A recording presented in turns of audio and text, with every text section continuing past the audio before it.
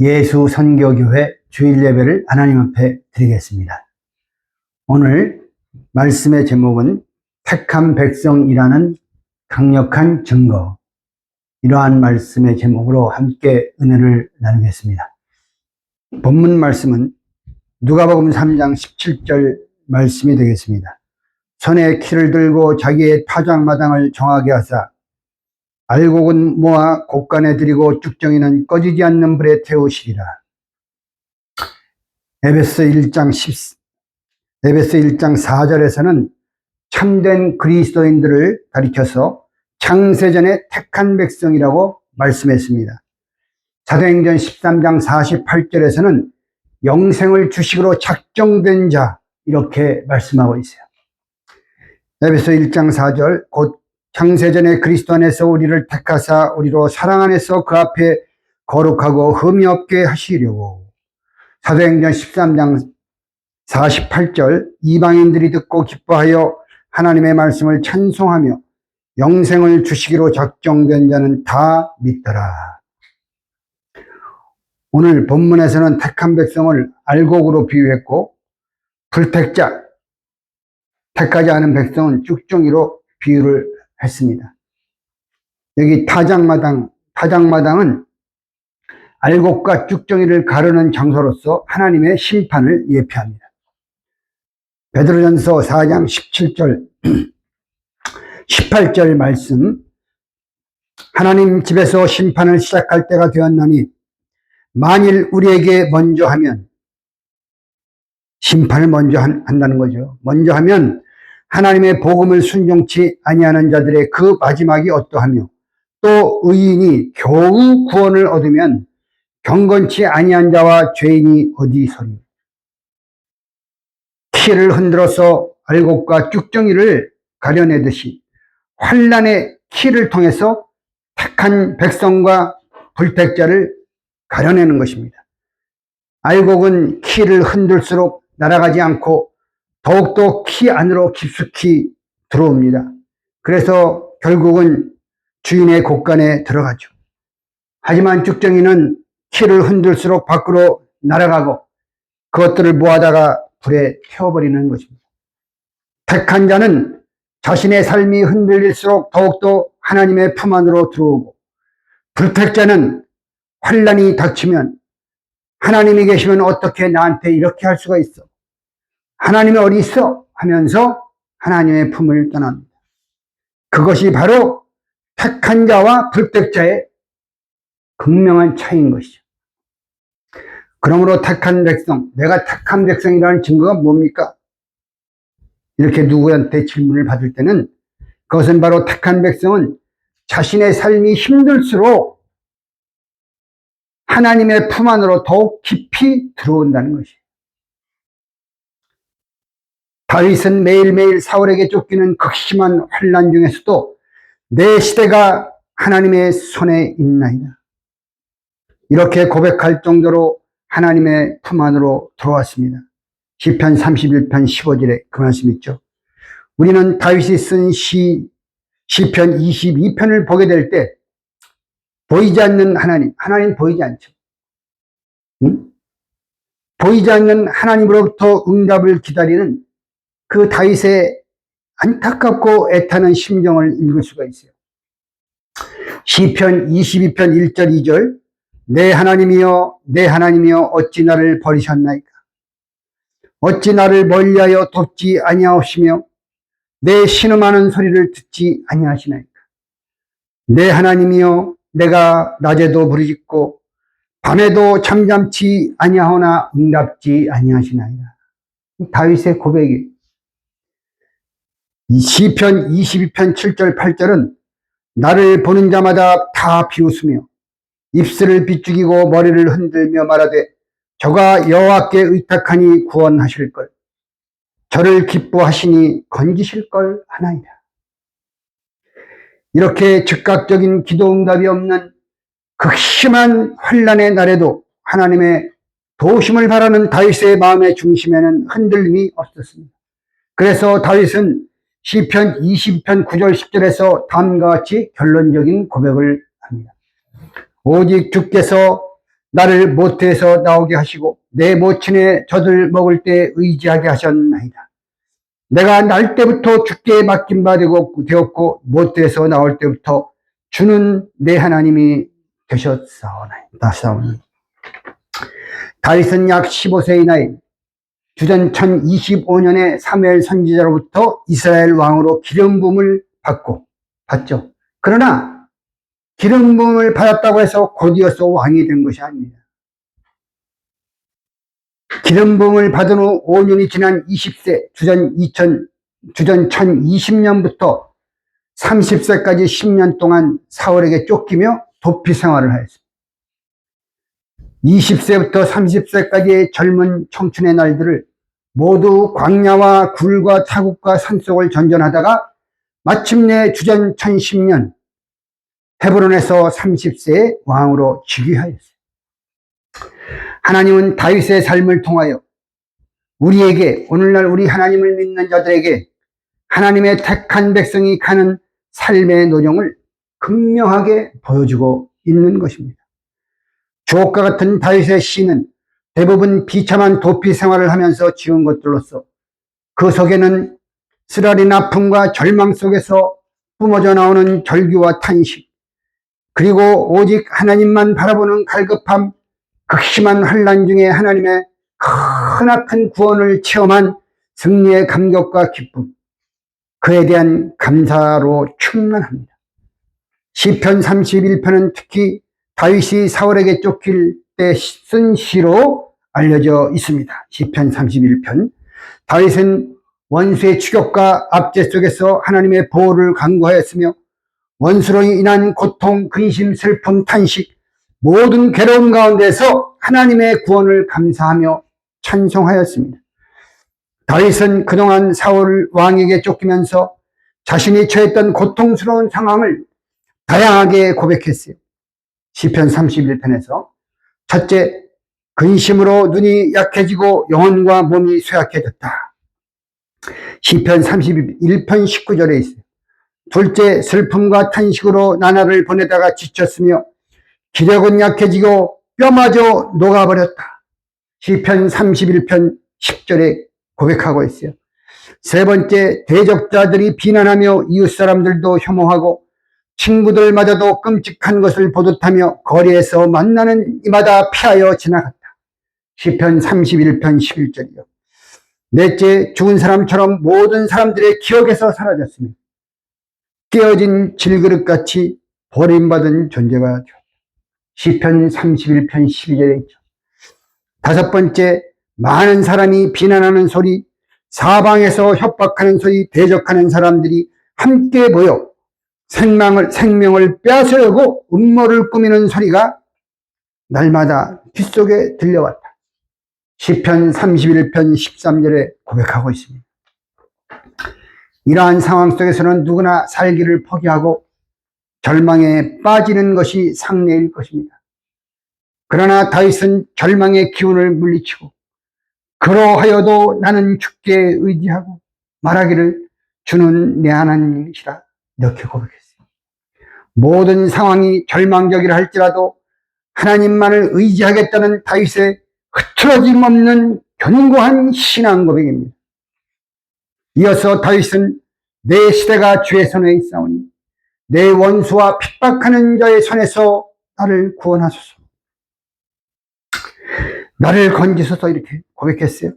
내 시대는 나의 모든 시간, 과거, 현재, 미래의 전 시간들을 의미합니다. 그러므로 내 시대가 주의 손에 있다라고 하는 것은 일정 기간만이 아니라 자신의 일평생이 하나님의 주권적인 손길에 달려있다는 위대한 신앙 고백인 것입니다. 다윗은 나날이 환난이 극에 달하여 큰 두려움에 사로잡혔을 때 순간 하나님의 보호하심에 대한 회의를 느꼈어요.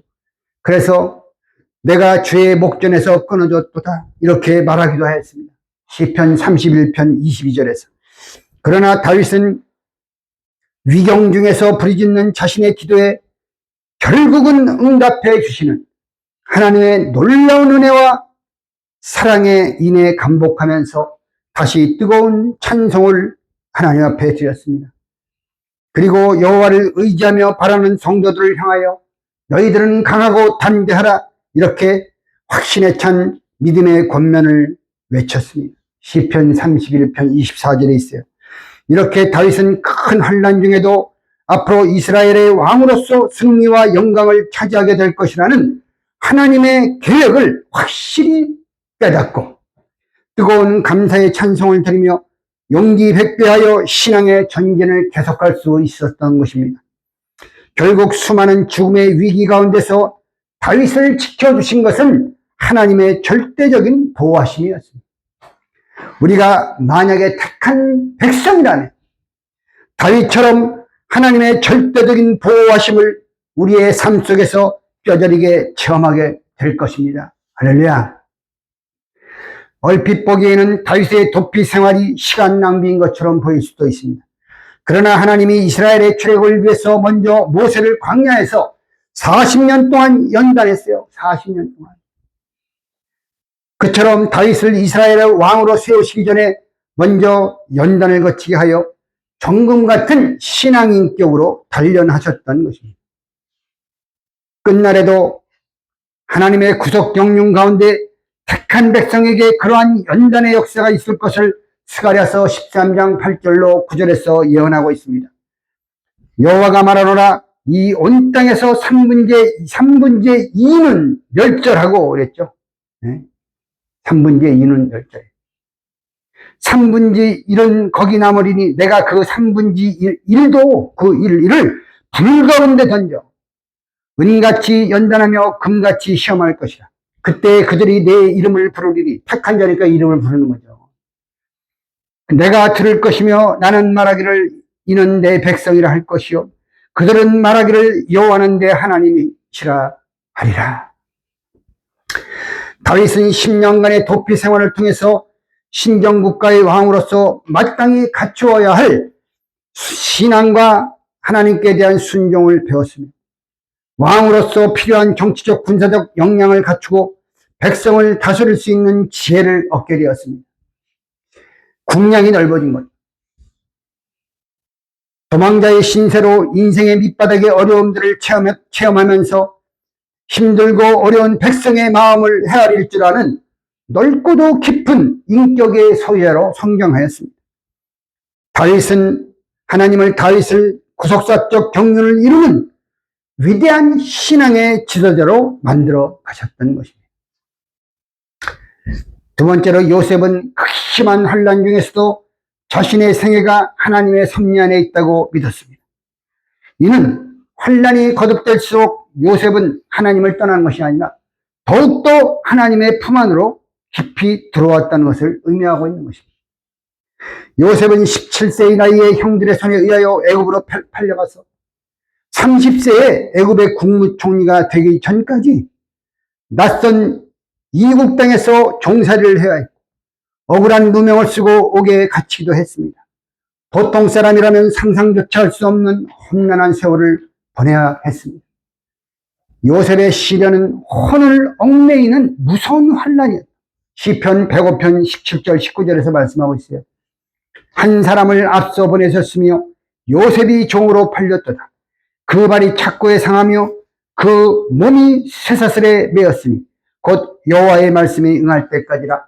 그 말씀이 저를 단련하였도다 그랬죠.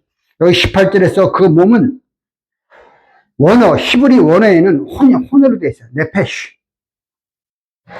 그 몸이 쇠사슬에 매었다 그랬죠.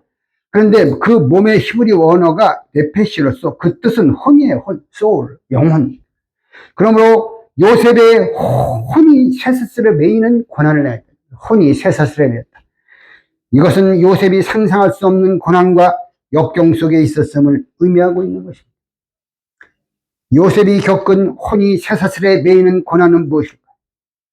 세 번째, 크게 세 개로 요약할 수 있어요. 첫 번째로는 극도의 외로움이었습니다. 17세의 어린 소년으로서 자신의 의지와는 상관없이 따뜻한 가정으로부터 강제로 먼 나라로 격리된 요셉은 말할 수 없는 가족에 대한 그리움과 고독 속에서 몸부림쳐야 했습니다. 두 번째는 큰 두려움과 절망감이었어. 요셉은 자기를 아는 사람이나 도와줄 사람이 아무도 없는 낯선 이국 땅에서 노예 상태로 지냈어요. 그 당시 노예는 잘못하면 죽여도 아무 상관이 없는 거예요. 노예는 물건이나 마찬가지입니다. 보이는 세계에서 자신의 미래에 대하여 전혀 소망을 가질 수 없는 절망적인 상황에 놓여 있었습니다. 세 번째로는 기도의 무응답에 대한 갈등이었습니다. 신앙인 요셉은 사방을 둘러보아도 꽉 막힌 절망적인 상황에서 틀림없이 오직 한 군데에 뚫린 곳 하늘이죠. 그 하늘에 계신 하나님께 몸부림치며 기도했을 것입니다. 성경에는 그런 말씀이 없죠. 그렇지만 반드시 기도했을 것입니다. 하나님, 내 아버지와 동생 베냐민 곁으로 나를 돌아가게 해 주옵소서. 얼만큼 피눈물로 기도를 했겠습니까? 그러나 기도에 응답이 없어요. 한술 더 떠서 억울한 누명을 쓰고 중재인으로 옥에 갇히는 더더욱 절망적인 상황 속에 빠졌을 때 요셉의 갈등은 더해만 갔을 것입니다. 하나님이 살아계시다면 어떻게 내가 이렇게 되지? 왜냐하면 요셉도 우리와 똑같은 희로애락의 성경을 가진 사람이기 때문입니다. 그러나 요셉은 자신을 향한 하나님의 섭리를 확고부동하게 믿었어요. 요셉은 어떤 상황에서도 하나님의 품을 떠나지 않고 그분의 품 안에서 정금같이 연단을 받았어요. 그래서 애굽의 국무총리 직분을 등이 감당할 수 있었던 것입니다. 생각해 보세요. 우리가 군인 갈 때 훈련소 들어갔어요. 그럼 훈련소에서 아무리 힘들고 어려워도 훈련소 떠나면 안 돼요. 그래야 군인다운 군인으로서 이렇게 탁 서는 거예요. 진짜 군인이 될 수 있는 거예요. 그러나 그것을 참지 못하고 탈영하거나 훈련소를 떠나보세요. 훈련받지 못하고 낙엽 같은 인생 되는 거예요. 하나님의 품을 떠나지 않아야 돼요. 그래서 그 품 안에서 연단을 받아요. 연단을 받으면 반드시 정금과 같이 나오는 거예요. 택한 백성은 그래서 시편 105편 19절에서 말씀했잖아요. 곧 여호와의 말씀이 응할 때까지. 어떤 기한이 있는 거예요. 마냥 환난 속에 놔두는 게 아니에요. 하나님은 마냥 훈련만 시키는 게 아니에요. 훈련이 끝나면 그때는 하나님의 영광을 내서 크게 쓰임을 받아야 되는 거죠. 그 말씀이 저를 단련하였도다, 이렇게 말씀하고 있죠. 택한 백성은 비록 지금 고난 중에 있더라도 하나님의 품을 떠나지 않고 그분의 품 안에서 정금같이 연단을 받으면 요셉처럼 하나님의 구속 경륜을 위하여 귀하게 쓰임을 받게 되는 것입니다. 이처럼 요셉은 택한 백성의 명백한 증거를 시공간을 초월하여 오늘날 우리 믿는 자들에게 보여주고 있는 것입니다. 기도드리겠습니다. 살아계신 하나님 아버지, 오늘 거룩하고 복된 주일날 하나님께 예배드리며 귀한 생명의 말씀을 받게 해주심을 진심으로 감사드리옵나이다. 환난이 닥칠 때 더욱더 하나님의 품 안으로 깊이 들어오는 분이 택한 백성입니다. 다윗과 요셉은 지금도 성경 속에서 살아서 우리들에게 외치고 있습니다. 하나님의 택한 백성의 삶이 어떠한 것인지를 우리가 그 외침 소리를 귀 기울여서 듣고 그 외치는 모습을 영의 눈을 떠서 확실하게 볼 수 있도록 축복해 주시옵소서. 하나님이여, 택한 백성인 내가 여기 있나이다 라고 외치며 하나님 앞에 당당히 설 수 있는 저희 모두가 될 수 있도록 축복해 주시옵소서. 택한 백성의 끝이 어떻게 아름답게 종결되는지 만민에게 보여줄 수 있는 저희들이 되게 해 주시옵소서. 믿사옵고 존귀하신 예수님의 이름 높이 받도록 간절히 기도드리옵나이다. 아멘. 할렐루야. 감사합니다. 그동안 개인적인 사정이 있어서 몇 주 말씀을 증거하지 못했습니다. 오늘부터 시작해서 이제 빠짐없이 매 주일마다 예배를 드릴 것입니다. 감사합니다. 한 주간도 하나님의 은혜 안에서 말씀과 기도로 승리하고 다윗과 요셉처럼 하나님 앞에 귀하게 쓰임받아서 큰 영광 돌려드리는 의의 병기가 다 되시기를 주의 이름으로 축원드립니다.